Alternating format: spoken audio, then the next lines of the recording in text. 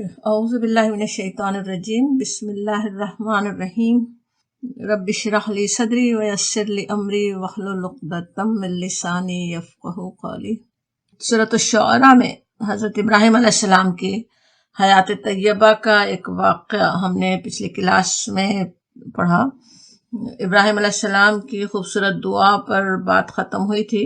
آخرت کی رسوائی سے بچنے کی دعا کے بعد 2 آیات میں بتایا گیا تھا کہ آخرت میں کیا نہیں کام آنے والا ہے اور کیا چیز کام آنے والی ہے۔ کہا گیا، پیچھے دیکھیں آیات 88 اور 89، یوم لا ينفع مال ولا بنون، اس دن نہ فائدہ دے گا مال اور نہ بیٹے نہ اولاد، الا مگر من اتی اللہ بقلب سلیم، مگر جو آیا اللہ کے پاس قلب سلیم کے ساتھ۔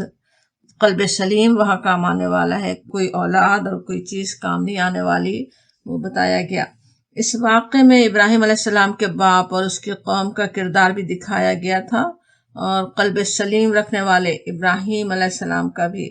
اب آگے دونوں قسم کے کرداروں کا کیا انجام ہونے والا ہے اس کی ایک جھلک دکھائی جاتی ہے۔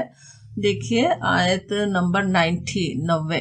وَأُزْلِفَتِ الْجَنَّةُ لِلْمُتَّقِينَ، وَأُزْلِفَ زلفا کے معنی قریب، اُزْلِفَتِ قریب لے آئی جائے گی، قریب کر دی جائے گی جنت، للمتقین متقین کے لیے، پرہیزگاروں کے لیے۔ قلب سلیم کی بات پیچھے آ رہی تھی نا، کہ جو لے کر آیا قلب سلیم۔ قلب سلیم انسان کو تقوی کی زندگی سکھاتا ہے۔ تقوی اختیار کرنے والوں کا بہترین صلہ کیا ہے؟ کیا یہاں پہ بتایا جا رہا ہے؟ جنت کی طرف چل کر جانا نہیں پڑے گا، جنت گویا ان کے سامنے پیش کر دی جائے گی۔ قرآن میں کئی جگہ اس طرح کا نقشہ کھینچا بھی گیا۔ سورہ تکویر میں پڑھتے ہیں آخری سپارے میں، وَإِذَا الْجَنَّةُ أُزْلِفَتْ، اور جنت قریب لے آئی جائے گی۔ اور دوسری جگہ سورہ قاف میں ہے، وَأُزْلِفَتِ الْجَنَّةُ لِلْمُتَّقِينَ غَيْرَ بَعِيدٍ، اس کی آیت نمبر 31 ہے، اور جنت متقین کے قریب لے آئی جائے گی، غیر بعید، ذرا بھی دور نہیں ہوگی۔ اب قریب لے آئی جانا کیسا ہے کہ وہ ظاہر ہے آج انسان پوری طرح سمجھ تو نہیں سکتا، لیکن سمجھ میں آتا ہے کہ وہ قیامت کا دن جو کچھ لوگوں کے لیے تو کس قدر لمبا ہوگا، اور حدیث میں جس طرح ہمیں پڑھتے ہیں، اور کیسا ہولناک ہو سکتا ہے۔ وہاں اللہ کے وہ بندے جو دنیا میں تقوی کی زندگی بسر کرتے رہے، آخرت کی یاد انہیں ہر معاملے میں محتاط رکھتی تھی، کانشیس رہتے تھے، انہیں کچھ ذرا بھی دیر نہیں لگے گی جنت میں پہنچنے کے لیے، گویا جنت خود ان کے قریب آ گئی ہو، جنت خود ان کا استقبال کر رہی ہوگی۔ وہ نقشہ جیسے سمجھ میں آتا ہے۔ وہ قیامت کا طویل دن تو ان کے لیے، متقین کے لیے تو کیسا ہوگا، مومنین کے لیے کیسا ہوگا؟ حدیث میں آتا ہے نا، نماز کی طرح آنکھوں کی ٹھنڈک ہوگا۔ جس طرح نماز کچھ مشکل نہیں لگتی، ذرا سی دیر میں ادا ہو جاتی ہے، ان کے لیے تو وہ مشکل ترین دن اتنا آسان ہوگا۔ تو جنت کا راستہ اپنی نیکیوں کے نور کے ساتھ آسانی سے اپنے اعمال کے مطابق تیز رفتار سواریوں پر پلک جھپکتے میں طے ہو جائے گا۔ جس کے جیسے اعمال ہوں گے اتنی تیز رفتار سواریاں انہیں مل رہی ہوں، اس طرح یہ سب احادیث سے ہمیں یہ بات پتہ چلتی ہے۔ سورہ زمر میں نقشہ آتا ہے، وَسِیقَ الَّذِینَ اتَّقَوْا رَبَّهُمْ إِلَى الْجَنَّةِ زُمَرًا، وہ لوگ جو اتقوا ربهم، بچتے رہے، اللہ کی نافرمانی سے پرہیز کرتے رہے، انہیں گروہ در گروہ جنت کی طرف لے جایا جائے گا۔ وَسِیقَ الَّذِینَ جیسے آتا ہے، جیسے انہیں لے جایا جا رہا ہو مہمانوں کی طرح، باعزت مہمانوں کی طرح انہیں لے جایا جا رہا ہو۔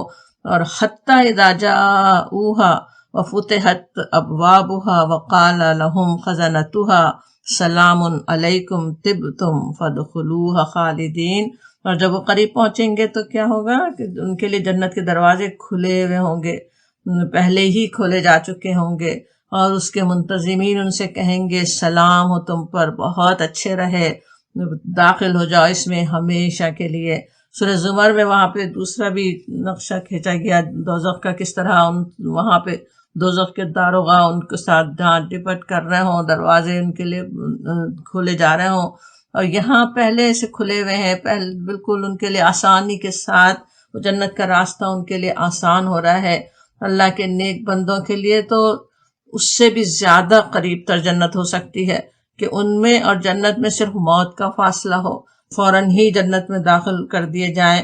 اللہ تعالیٰ اپنی رحمت سے ہمیں بھی ان لوگوں میں شامل فرمائے جن کے لیے جنت اس طرح قریب سے قریب تر لے آئی جائے گی، جنت ان کے قریب تر ہوگی۔ تو یہاں پہ بتایا گیا کہ کس طرح جنت قریب ہو جانے والی ہے۔ اور پھر اگلی آیت دیکھیں، اب دوسرا انجام بتایا جا رہا ہے کہ ان کا کیا انجام ہونے والا ہے۔ کہا گیا وَبُرِّزَتِ الْجَحِيمُ لِلْغَاوِينَ، وَبُرِّزَتُ اور کھول دی جائے گی۔ برزہ کا کیا ہوتا ہے؟ جیسے بالکل کھول دینا، سامنے کھل کر آ جانا، تو وہ ان کے لیے کھول دی جائے گی، کھل کر سامنے آ جائے گی۔ اس کے ہولناکی کا نقشہ جیسے سمجھ میں آ رہا ہے نا دوزخ کی، کہ برزہ کے معنی ہوتا ہے بالکل کھل کر سامنے آنا۔ مبارزت ویسے کہتے ہیں لڑائی کے لیے آمنے سامنے ہونا، تو کس طرح سے سمجھ میں آتا ہے کہ وہ بس لپک لینے کے لیے مجرموں کو تیار ہوگی، بالکل سامنے ان کے بھی ہوگی۔ اور کس کے لیے؟ للغاوین، للغاوین کا لفظ غین واو یہ سے، الغیو ایسی جہالت جو غلط اعتقاد پر مبنی ہو، عقیدہ ہی غلط تھا، بالکل گمراہ تھے۔ غاوین جو بھٹک جانے والے، جو گمراہ ہیں، ان کے لیے برزت الجحیم، جہیم دوزخ کھول دی جائے گی۔ الجحیم دوزخ کا نام جہمہ سے، جہمہ کہتے ہیں بھڑکتی ہوئی آنکھ کو۔ شیر کی آنکھوں کو بھی ویسے کہا جاتا ہے اسی وجہ سے کہ وہ آنکھ کی طرح روشن نظر آتی ہیں، اندھیرے جنگل میں شیر کی آنکھیں، تو اس سے بھی جہنم کی جیسے خوفناکی کا بھی اندازہ ہوتا، اندھیرا چھایا ہوا ہو اور درمیان میں وہ آگ بھڑک رہی ہو۔ الجحیم میں وہ غاوین ڈالے جانے کی بات بھی نہیں آتی یہاں، جیسے ان کے سامنے کھل کر آ جائے گی، قیامت کے دن ہی انہیں نظر آ رہی ہو، بھڑکتی ہوئی، اسے دیکھ کر ہی دل ان کے سہم رہے ہوں۔ حضرت ابراہیم علیہ السلام نے جو اپنے باپ اور اپنی قوم سے بات کی تھی، پیچھے آیت 70 سے 77 تک دیکھیے کس طرح کیسے وہ بہکے ہوئے لوگ تھے، کس طرح حضرت ابراہیم علیہ السلام انہیں سمجھا رہے ہیں، بتا رہے ہیں کہ تم کس کی پوجا کر رہے ہو، جو نہ سنتے نہ سمجھتے، اور وہ کس طرح نہیں، جو ہمارے آبا نے کہا ہے وہی ہمیں کرنا ہے۔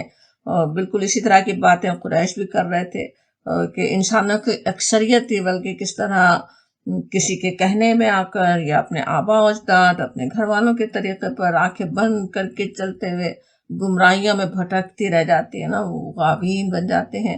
آج کل تو بڑا بھٹکانے والا میڈیا بھی ہے، جہاں انسانوں کو بہکانے کے لیے کیسے کیسے شیاطین جن و انس اپنی کوشش میں لگے ہوئے ہیں۔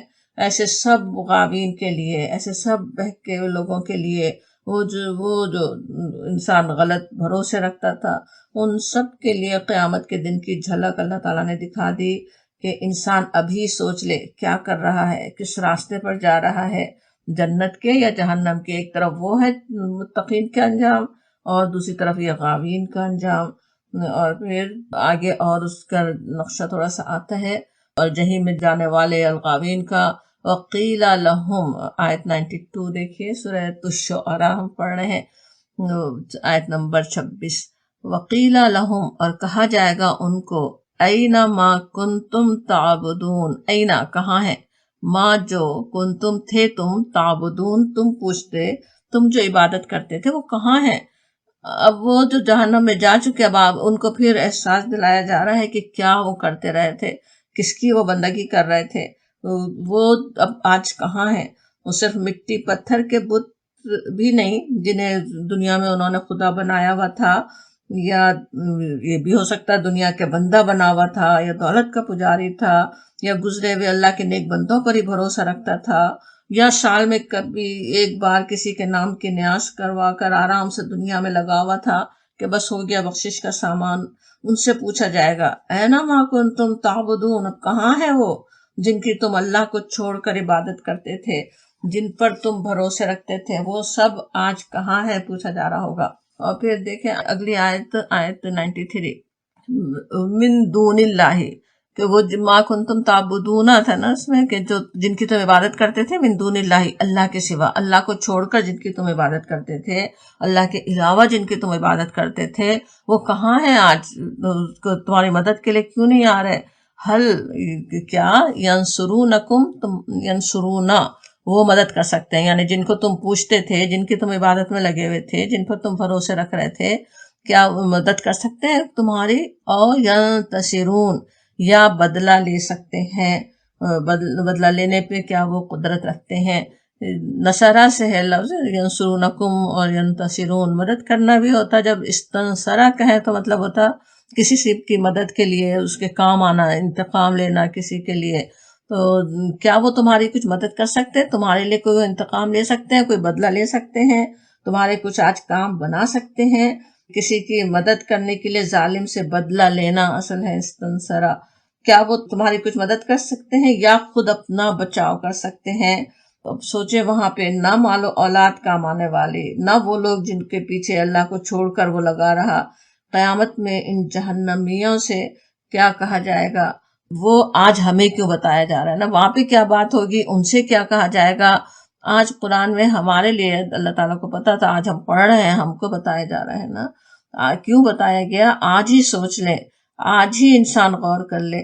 جن محبتوں، جن خواہشوں، جن جذبات کی وجہ سے، جذبات بھی کیسے کیسے ہوتے ہیں جن کے پیچھے انسان اپنے رب کو ناراض کرنے والا کام کر ڈالتا ہے. محبتیں، نفرتیں، غصہ، حسد، کیسی چیزیں جن کے پیچھے انسان اپنی آخرت، خود جیسے آخرت کے انجام کو خطرے میں ڈال رہا ہوتا ہے، آخرت کی تباہی اپنے لیے کروا رہا ہوتا ہے.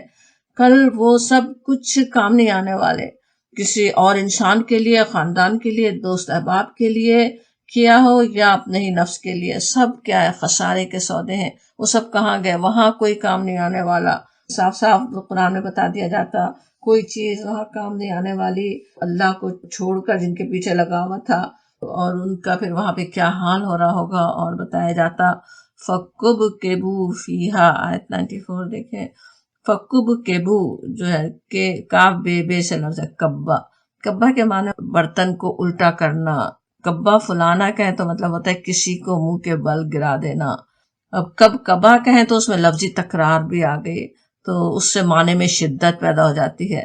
جیسے کسی چیز کو اوپر سے لڑکا کر گڑھے میں پھینک دینا، الٹ کر جا رہا ہو نا، پلٹ رہا ہو.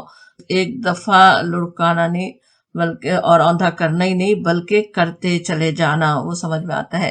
فَكُبْكِبُوا فِيهَا، اس میں فیہا نے ہاں کا اشارہ کس طرف ہے؟ جہنم میں، جسے وہ ڈالے جائیں گے، اس میں وہ جیسے پھینک دیے جائیں گے، اوندھے منہ وہ ڈال دیے جائیں گے. کہا جاتا ہم والغاؤن، ہم وہ کون؟ جن کو دنیا میں معبود بنایا ہوا تھا، جن کی عبادت وہ کر رہا تھا وہ، اور خود وہ غاؤن جو گمراہ لوگ تھے، جو غلط راستے پر چلانے والے بھی اور جو ان کے پیچھے چلنے والے بھی. تو وہ سب کیا ہوگا؟ فَكُبْكِبُوا، جیسے ایک دوسرے کے اوپر ڈال دے جائیں. اگلی آیت بھی ویسے ساتھ ہی دیکھ لیں. ہم والغاؤن وجنود ابلیس اجمعون. وہ جنود جند کی جمع، جند کہتے ہیں لشکر کو، تو ان کے لشکر کے، ابلیس کے لشکر. اور یہ کہ اجمعون سب کے سب.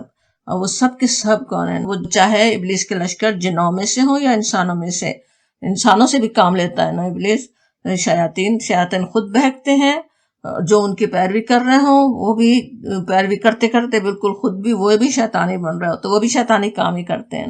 آج ہم دیکھ ہی سکتے ہیں کتنے لوگ انسانوں کو بہکانے کے لیے کیسی کیسی زبردست سوفسٹیکیٹڈ کوششیں ہو رہی ہوں کہ انسان بہک جائیں، بے حیا ہو جائیں، گندگیاں ان میں پھیل جائیں، کیا کیا کام ہو جائے.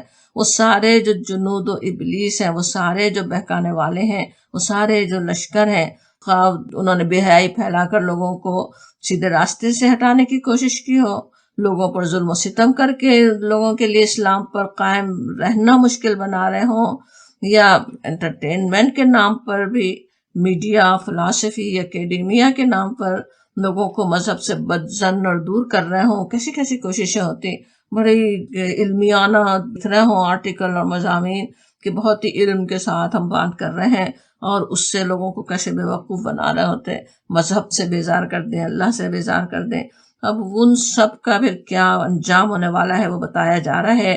دنیا میں فساد پھیلانے، گمراہ کرنے والے سارے ابلیس کے لشکر، ان کے ابلیس کے اشاروں پر کام کرنے والے لوگوں کا، وہ جن کا دنیا میں بڑا نام، عزت و اقتدار تھا، وہاں ان کے ساتھ کیا ہونے والا ہے. فَكُبْكِبُوا فِيهَا، کبا کے جو معنی بھی ہم نے سمجھے، اس سے نقشہ ذہن میں لائیے. انہیں جیسے جہنم میں پھینک دیا جائے، لڑکتے ہوئے اس کی گہرائیوں میں چلے جائیں، یا یہ کہ اٹھا کر اوندھے منہ ایک کے اوپر ایک مجرموں کو ڈال دیا جائے. اللہ تعالیٰ اپنی رحمت سے اس جہنم سے بہت دور ہی ہمیں رکھیں، ہمارے اور اس کے درمیان انشاءاللہ مشرق و مغرب کا بہت اللہ تعالیٰ ڈال دے، ایسے انجام سے ہمارے بزرگوں، ہماری اولادوں، ہماری نسلوں کو اپنی رحمتوں کی پناہ میں لے لے۔ اور پھر کہا جا رہا ہے، ابھی اسی کا نقشہ تھوڑا سا چل رہا ہے کہ وہاں کیا بات ہو رہی ہے جہنم میں۔ قالو اور کہا انہوں نے، وہم اور وہ فیہا اس میں، یختصمون جھگڑیں گے، اور وہاں پہ جھگڑے ہو رہے ہوں گے جہنم میں۔ وہ کہیں گے وہم، اور ہم وہی جن کا اوپر ذکر ہو رہا ہے، بہکانے والے اور سارے ابلیس کے لشکر، فیہا اس میں یعنی جہنم میں پہنچ کر، یختصمون جھگڑے کر رہے ہوں گے۔ اختصام ہوتا آپس میں لڑنا جھگڑنا، وہ آپس میں جھگڑ رہے ہوں گے۔ وہ جو دنیا میں ایک دوسرے کا دم بھرتے تھے، جن کی عقیدت میں کچھ اور سننے سمجھنے کو تیار نہیں تھے، اب وہ ایک دوسرے کے دشمن، ایک دوسرے سے بیزار ہوں گے۔ ان کی باتیں آپس میں کیا ہوں گی، اس کی کئی جھلکیاں جو قرآن میں دکھائی گئیں، ان میں سے ایک دو دیکھ لیتے ہیں کہ کیسے کیسے ان لوگوں کے آپس میں جھگڑے ہونے والے ہیں۔ آیت نمبر 38 ہے سورہ اعراف کی۔ کلما دخلت امت لعنت اختہا، کہ ہر گروہ جب جنت میں داخل ہوگا اپنے ساتھ کے گروہ پر لعنت کرتا جائے گا۔ حتی اذا دارکوا فیہا جمیعا، یہاں تک کہ جب سب وہاں جمع ہو جائیں گے، قالت اخراہم لاولاہم، ہر بعد والا گروہ پہلے گروہ کے متعلق کہے گا، ان کی وجہ سے بہکے تھے نا، چاہے وہ پچھلی نسل ہو، ماں باپ ہوں، ان کے بڑے ہوں، ان کے لیڈر ہوں، وہ ان کے بارے میں کہے گا کہ ربنا ہؤلاء اضلونا، کہ انہوں نے ہمیں گمراہ کیا، فآتہم عذابا ضعفا من النار، تو اب انہیں آگ کا دوہرا عذاب دے۔ قال، اللہ تعالیٰ فرمائے گا، لکل ضعف ولکن لا تعلمون، سب ہی کے لیے دوہرا عذاب ہے مگر تم جانتے نہیں ہو، یعنی تم کو کسی نے بہکایا، تم نے کسی کو بہکایا، جو بہکانے والے ہیں پھر ان کے لیے ظاہر دوہرا عذاب ہے۔ اب وہ آپس میں وہاں پہ جھگڑ رہے ہوں گے، اور ویسے تو بہت سارے نقشے ہیں اس طرح کے نا کہ کیسی کیسی لڑائی آپس میں ہوں گی، لیکن ہم ایک دو آیات دیکھتے ہیں۔ دوسری ایک اور آیت سورہ حامیم سجدہ کی ہے، وقال الذین کفروا ربنا ارنا الذین اضلانا من الجن والانس، آیت نمبر 29 کافر اس وقت کہیں گے کہ اے پروردگار، ان جنوں اور انسانوں کو ہمارے سامنے لا، ہمیں دکھا دے، ربنا ارنا، انتہائی سخت غصہ شدید آ رہا ہوگا نا ان پر جنہوں نے بہکایا تھا، جنہوں نے ہمیں گمراہ کیا تھا جنوں اور انسانوں میں سے، نجعلہما تحت اقدامنا لیکون من الاسفلین، ہم انہیں پاؤں تلے روند ڈالیں اور وہ پست و ذلیل ہو کر رہیں۔ وہ جن کی عقیدت میں یہاں پہ کان بند کیے ہوئے تھے، ہم اپنے ماں باپ کے کیسے خلاف کر سکتے ہیں، ہم اپنے لیڈر کے خلاف کیسے جا سکتے ہیں، آج وہ اپنے دوستوں کی محبت میں ہی ان کے طریقے پہ آج چلنے کے لیے اصرار کر رہے ہوں، اس وقت کیسا غصہ آ رہا ہوگا۔ اس آیت سے سمجھ میں آتا ہے پاؤں تلے روند ڈالنے کو دل چاہ رہا ہوگا ان کا کہ ہمیں دکھا دے، ہمارے سامنے وہ آئیں۔ اور اسی بات کو یہاں پہ مختصراً کہا گیا کہ وہم فیہا یختصمون، اور وہ اس میں جھگڑ رہے ہوں گے، وہ کیسے کیسے وہ جھگڑے وہاں پہ ہو رہے ہوں گے۔ تاللہ، تا جو ہے وہ قسمیہ ہے، اللہ کے ساتھ تھی، اکثر یہ قسم کے لیے آتا، ویسے تو قسم کے لیے اور الفاظ بھی پتہ ہے نا آپ کو، واللہ، اللہ کی قسم۔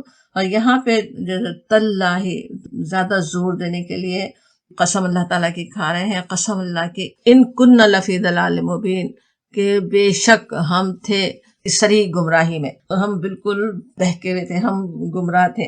اب یہ کیسا پچھتاوا ہے نا، کتنا بڑا پچھتاوا ہوتا ہے۔ ایک تو ہوتا ہے نا کسی اور نے کیا، دوسرا پہ تو آ رہا تھا غصہ، لیکن خود اپنے اوپر بھی کہ خود ہی کتنا جیسے ریگریٹ، کیسا ریگریٹ وہ ہوگا نا، کیسا پچھتاوا جس کا آج تصور بھی نہیں کیا جا سکتا۔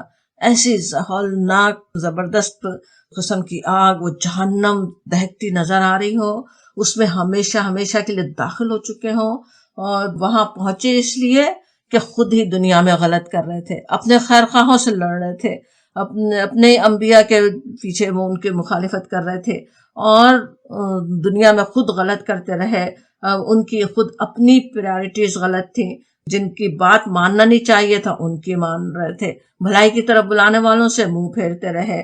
جو بھی دنیا میں ان کو بہکاتے رہے، خواہ ان کے والدین، آبا ہوں، اپنے دوست احباب ہوں، شوہر یا بیوی ہوں، یا اپنے لیڈر ہوں، بلکہ آج دنیا میں تو فالو کرنا اور بھی کتنی طرح سے ہو رہا ہے.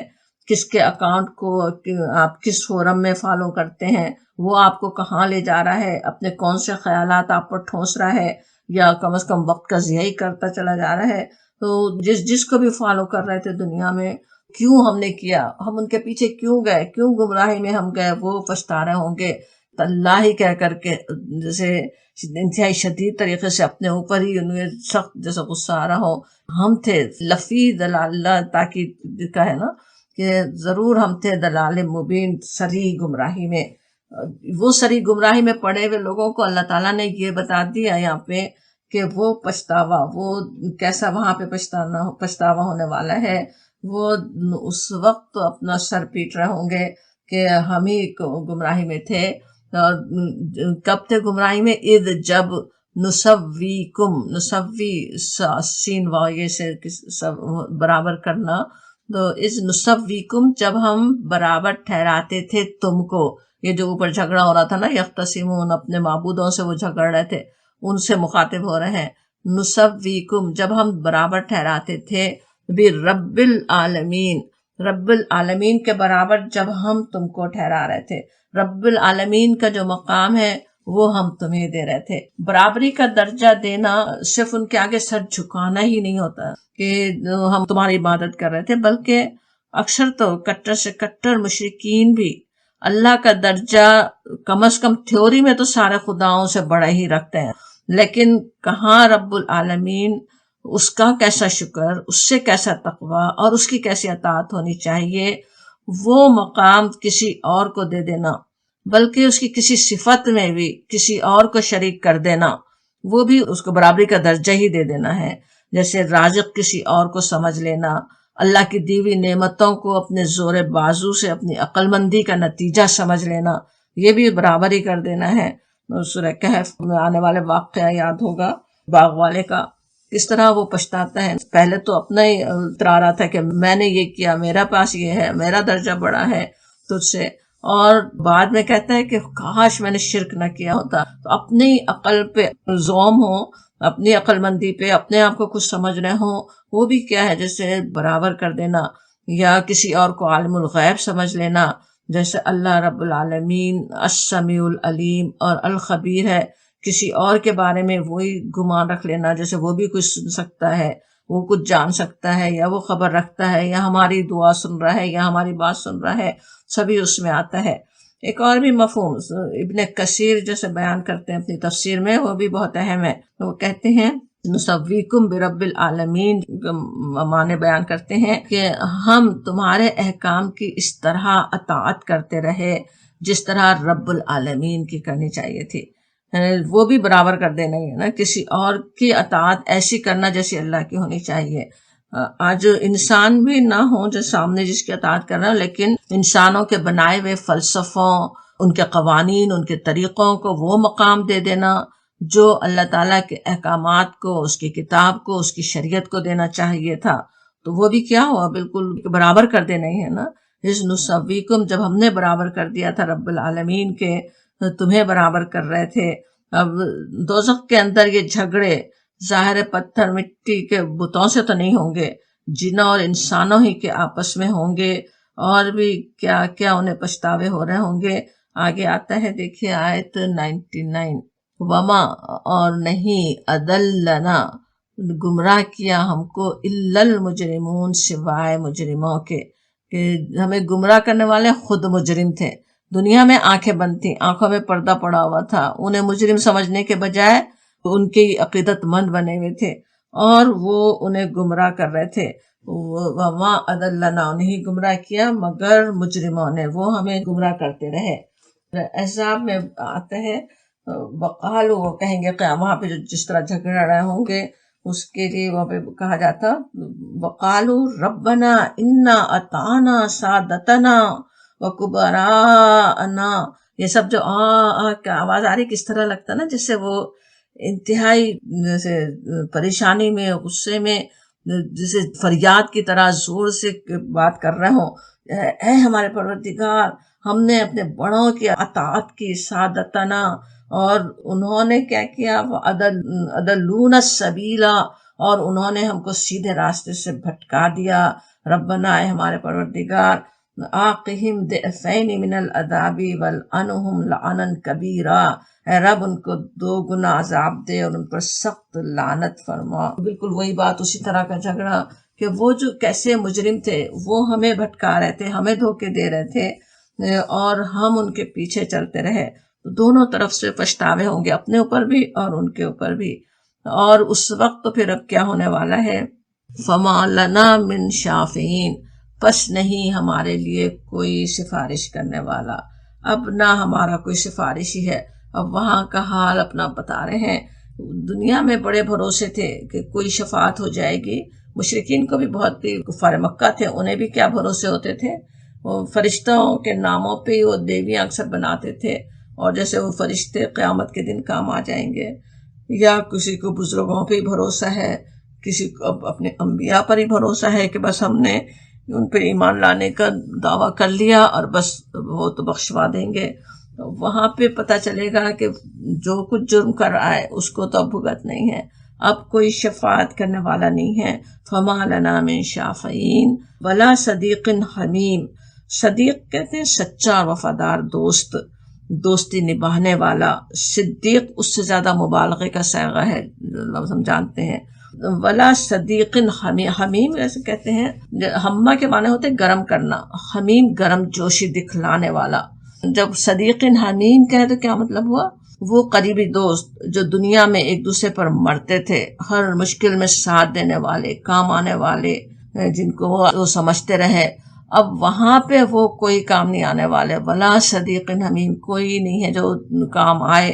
سورہ معارج میں آتا ہے ولا یسأل حمیم حمیما یبصرونہم، کہ وہاں پہ دکھائے بھی جائیں گے قیامت کے دن اپنے قریبی گرم جوش دوست، ایک دوسرے کو پوچھیں گے بھی نہیں، حالانکہ وہ ایک دوسرے کو دکھائے جائیں گے، نظر بھی آ رہے ہوں، سامنے بھی ہوں، ایک دوسرے کے خلاف گواہیاں دینے کو تیار ہوں گے، کام آنا تو دور کی بات ہے، ایک دوسرے کو عذاب میں مبتلا کرنے کے لیے کوشش کر رہے ہوں گے کہ ہم سے عذاب ٹل جائے، دوسرے اس کو بھگت لیں۔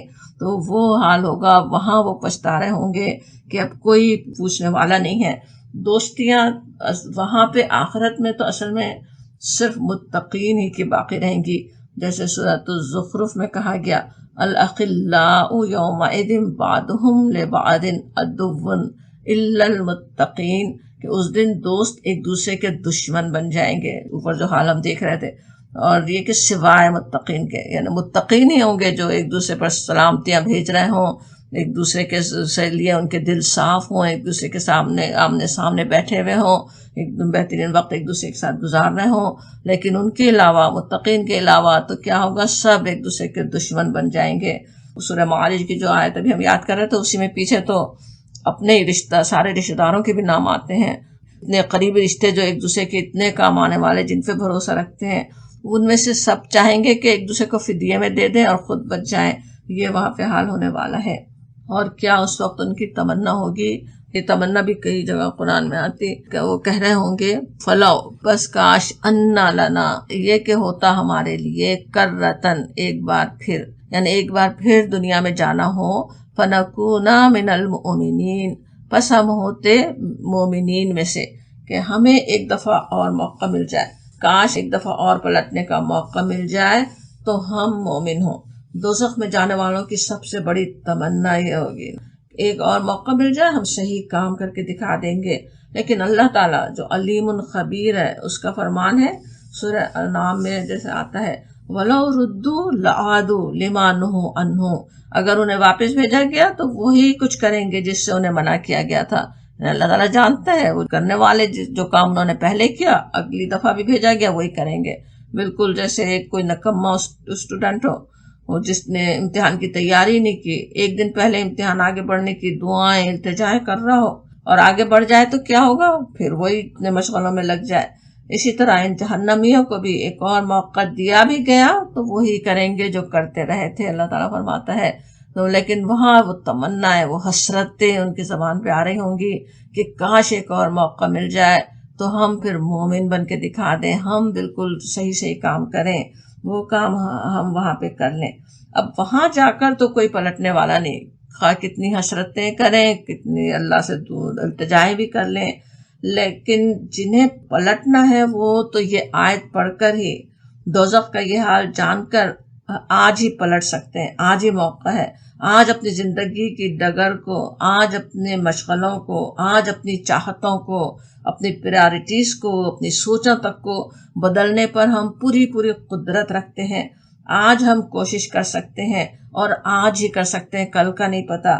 آج کس طرح ہوتا ہے، وہ جو اللہ کی طرف لے جانے والا راستہ ہے اس پہ چلنے کو تو اکثر انسان ٹالتے رہتے ہیں کہ دوسری دنیا کے دھندے کیسے اپنے اندر گرفتار رکھتے ہیں، حالانکہ وہ جو اللہ کی طرف لے جانے والے ہوں، جو اللہ کی طرف بلانے والے ہوں، جو اللہ کی طرف جانے کا جو راستہ ہو، اس پہ آج چل لے انسان، کل کو وہاں نہ پچھتانا پڑے۔ کل وہ کوشش کر نہیں سکتا انسان، آج ہی وہ کرنے کی ضرورت ہے۔ قیامت کے دن کوئی ذرا سا بھی انشاءاللہ پچھتاوا نہ ہو کہ کاش اس نیکی کا موقع میرے سامنے تھا، میں نے وہ نیکی کر ڈالی ہوتی، کاش میں نے اس وقت وہ کوتاہی نہ کی ہوتی، اس وقت میں نے شیطان کے ڈالے ہوئے وسوسوں کو جھٹک دیا ہوتا، اپنی خواہشات کو ترجیح نہ دی ہوتی۔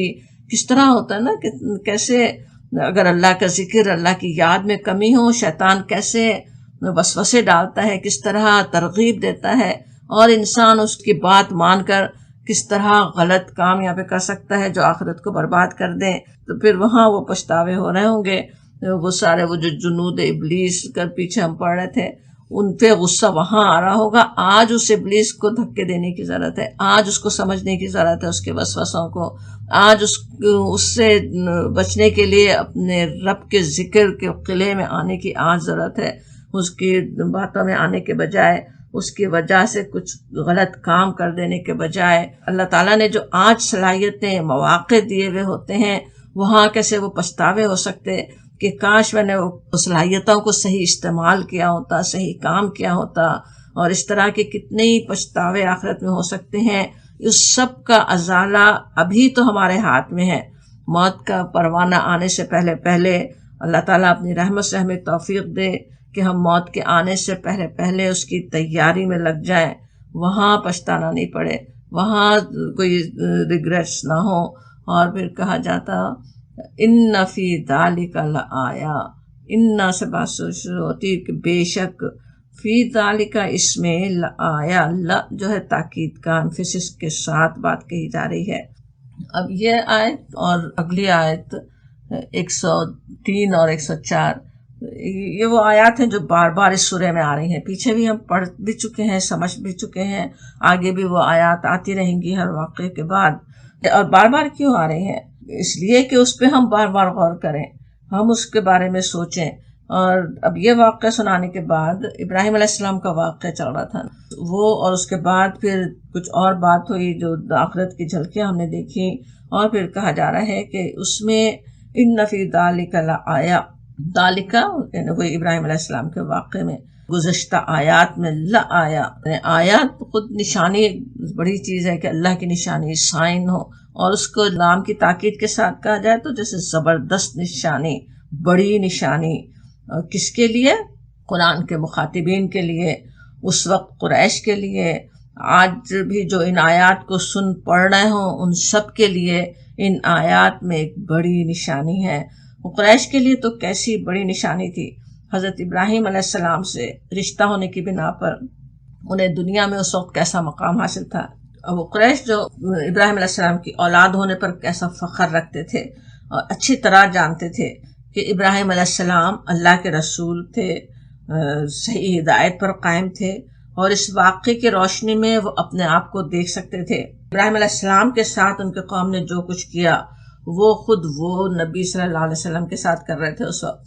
اللہ تعالیٰ واقعہ جو سناتے ہیں کس طرح جیسے سامنے آئینہ رکھ دیتے ہیں، بالکل لا آیا جو کہا جا رہا ہے، نشانی، کھلی نشانی، عبرت اس میں یہ خود انسان سمجھ لے۔ اور جو کامیابیاں سوچے ابراہیم علیہ السلام کو حاصل ہوئیں، جو مقام اللہ تعالیٰ نے حضرت ابراہیم کو دیا، وہی نبی صلی اللہ علیہ وسلم کو جیسے ملنے والا ہے، اس کی پیشن گوئی بھی اس واقعے میں دیکھ سکتے تھے۔ وہ آیا تھی، اگر آنکھ کھول کر دیکھتے تو کس طرح وہ بات سمجھ میں آ سکتی تھی، اور ساتھ ہی اپنا انجام بھی قوم نمرود کے آئینے میں سوچے کوئی ان کا نام لینے والا دنیا میں موجود نہیں۔ اس وقت تو بہت سمجھ رہے ہو اپنے آپ کو کوئی چیز، لیکن سب کہاں گئے؟ بالکل مر مٹ گئے، سبھی مر مٹ جاتے ہیں، لیکن ابراہیم علیہ السلام کا نام کیسے زندہ ہے؟ ان کے اولاد ہونے پہ وہ خود قریش فخر کرتے تھے، آج فخر کرنے والے موجود ہیں، اور اس میں بھی کیسی بڑی نشانی ہے، ذرا سوچیں۔ پھر ہمارے لیے کیا نشانی ہے؟ وہ ہم میں سے ہر ایک کے دیکھنے کا کام ہے کہ کیا ہم سیکھ سکتے ہیں، یہ آیات ہمیں کیا سکھا رہی ہیں۔ ہم میں سے ہر ایک سوچے مجھے کیا سکھا رہی ہیں یہ آیات، سوچیں، اس پہ غور کریں۔ میں ان آیات کے ذریعے اپنے رب کو پہچانوں، میرا رب جس نے مجھے پیدا کیا مجھے راستہ دکھاتا ہے، مجھے کھلاتا اور پلاتا ہے، میری بیماری میں مجھے شفا دیتا ہے، میری زندگی اور موت جس کے اختیار میں ہے۔ یہ سارے اقوال ابراہیم علیہ السلام کے ہم نے پڑھے نا اس واقعے میں۔ اس کا حق میں کیسے ادا کروں؟ میں کیسے اپنے دل کو پاکیزہ حالت میں رکھوں؟ فرمایا تھا کہ قلب سلیم جو لے کر آیا وہی کامیاب ہونے والا ہے۔ وہ قلب سلیم میں کیسے حاصل کروں؟ اپنی زندگی تقویٰ کے ساتھ کس طرح گزاروں؟ اور پھر اس کا پھر کیا انجام ہو سکتا ہے کہ جنت کا راستہ ہی سمٹ جائے، جنت قریب ہی آ جائے۔ اس ہولناک جہنم سے اپنے آپ کو کیسے بچاؤں؟ اب نشانی تو بہت بڑی ہے، لآیا ہے، ان فی ذالک لآیا جیسے کہا گیا، لیکن ساتھ ہی بتا بھی دیا گیا وما کان اکثرہم مؤمنین، اور نہیں ہیں اکثر ان میں سے ایمان لانے والے۔ نبی صلی اللہ علیہ وسلم کو پہلے ہی بتا بھی دیا گیا۔ تم اتنی زبردست نشانی انہیں دکھا دو، وہ جو نشانیاں مانگتے تھے، ان نشانیوں سے بڑی نشانی یہ قرآن کی آیات ہیں، واقعات ہیں، لیکن پھر بھی وہ ایمان نہیں لانے والے۔ اکثر مسلمان سمجھتے تھے آج نشانی آ جائے تو آج یہ سب مسلمان ہو جائے، کاش نشانی آ جائے تو لوگوں کے منہ بند ہو جائے، مسلمان ہو جائے۔ بتا دیا جا رہا ہے کہ نہیں، وہ نشانی یہ بھی دیکھ لیں مسلمان، وہ نہیں ماننے والے، جو نہیں ماننے والے ہیں وہ تو نہیں مانتے۔ ایمان لانے کے بجائے جو نشانیاں ہی مانگتے رہیں، وہ نشانیاں دیکھ کر بھی ایمان نہیں لاتے۔ اپنے رب کی عظمت کے آگے جھک جانے کے بجائے اگر سوالات ہی اٹھاتے رہیں، اعتراضات ہی کرتے رہیں، تو اللہ کے رسول بھی انہیں مطمئن نہیں کر سکے، خدا کہ میں اور آپ یا کوئی اسکالر یا صوفی کوئی بھی مطمئن نہیں کر سکتا نا۔ وہ اس طرح ایمان لانے والے ایمان نہیں لاتے، جھک جانے، اس کی عظمت کو جاننے پہچاننے والے اپنے رب کی، وہی ایمان لاتے ہیں۔ وَإِنَّ رَبَّكَ لَهُوَ الْعَزِيزُ الرَّحِيمُ، یہ سوچو، یہ دیکھو، یہ یاد رکھو۔ وَإِنَّ یہ بھی تاکید سے شروع ہو رہا ہے جملہ کہ اور بے شک، بہت ہی زوردار طریقے سے جیسے کہا جا رہا ہو، زور سے کہا جا رہا ہو، وَإِنَّ رَبَّكَ اور ہے تمہارا رب، لَهُوَ الْعَزِيزُ الرَّحِيمُ، یہ بھی لا بھی تاکید کا کہ اور زیادہ ڈبل ایمفیسس کے ساتھ کہ وہ ضرور ہی العزیز اور الرحیم ہے۔ اب یہ اللہ کی صفات جو بار بار آ رہی ہیں، العزیز کا اللہ تعالیٰ کا یہ نام تو قرآن میں کتنی ہی دفعہ آتا ہے، العزیز الحکیم بھی ہم دیکھ چکے ہیں کتنی دفعہ آتا ہے، اور العزیز الرحیم بھی۔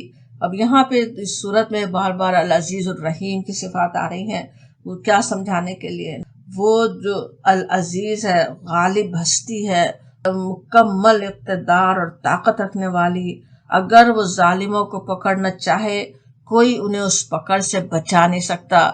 جس نشانی کا، جس عذاب کا کفار مکہ مطالبہ کر رہے ہیں، وہ ایک کلمہ کن سے ان کے سامنے آ سکتا ہے، لیکن وہ الرحیم بھی ہے۔ بندے اپنا ہی برا چاہ سکتے ہیں، وہ مطالبے کرتے ہیں جن میں خود ان کی تباہی ہے۔ نشانی لاؤ کے مطالبہ کتنا ان کے لیے برا تھا نا۔ اگر نشانی دکھا دی جاتی، معجزہ آ جاتا کوئی، تو پھر کیا ہوتا؟ وہ ایمان نہیں لانے والے فوراً عذاب میں بھی گرفتار ہوتے۔ اللہ تعالیٰ کی رحمت ہے، الرحیم ہے اللہ تعالیٰ، اور اپنے سرکش بندوں پہ، وہ ایسے نافرمان بندوں پہ کس قدر مہربان ہے، مہلت پر مہلت دیے چلا جاتا ہے، انہیں پلٹنے کا موقع دیتا ہی رہتا ہے۔ کتنی وہ مہلت دینے والا ہے، اس کا پھر کچھ اندازہ نوح علیہ السلام کے واقعے سے بھی ہوتا ہے جو آگے آ رہا ہے۔ العزیز الرحیم میں سے جو کہا جا رہا ہے ان ربک لہو العزیز الرحیم، صرف ان ناموں میں بھی ہمارے لیے کتنی بڑی نشانی ہوتی، کیسی ہم میں سے ہر ایک کے لیے کیسی ان میں تسلی بھی ہے نا. آج کے بھی جو حالات ہوں، دنیا کے حالات ہوں، امت مسلمہ کے حالات ہوں، یا ہمارے اپنے ذاتی حالات ہوں، ان سب میں بھی کس طرح اللہ کے ان صفات کو یاد کریں تو کیسی تسلی ہو. اللہ تعالیٰ بالکل غالب ہے، جو چاہے کر سکتا ہے. آج بھی مجرموں کو وہ سزا دینے پہ پوری قدرت رکھتا ہے، پوری طرح پکڑ سکتا ہے، لیکن الرحیم ہے، مہلت دے رہا ہے اللہ تعالیٰ عذاب دینے کے بجائے، اور اس سے فائدہ اٹھانے کی ضرورت ہے. خود ہمارے لیے، اپنے لیے بھی ہم سوچیں تو کس طرح ہمیں اللہ تعالیٰ بچانے پہ پوری قدرت رکھتا ہے، ہر شر سے، ہر شریر سے پھر رحم کر فرمانے والا ہے، ہماری خطاؤں سے درگزر کر کے ہمیں سیدھے راستے دکھانے والا ہے. ان ساری ان صفات کے کو یاد کریں، اللہ کے ناموں کو یاد کریں تو یہ کیسا ایمان بڑھانے والی چیز ہے، وہ کہ دل کو تسلی دینے والی، سکون دینے والی چیز ہے. تو انشاءاللہ اللہ کے ان ناموں کو یاد بھی کرنے والے ہوں، ان ناموں کے ذریعے اپنے رب کو ہم پکارنے والے ہوں. وَإِنَّ رَبَّكَ لَهُوَ الْعَزِيزُ الرَّحِيمُ، ہے وہ، ضروری ہے وہ العزیز اور الرحیم. اور اس پر وہ واقعہ ختم ہوتا ہے ابراہیم علیہ السلام کا، اور اب دوسرا واقعہ شروع ہو رہا ہے.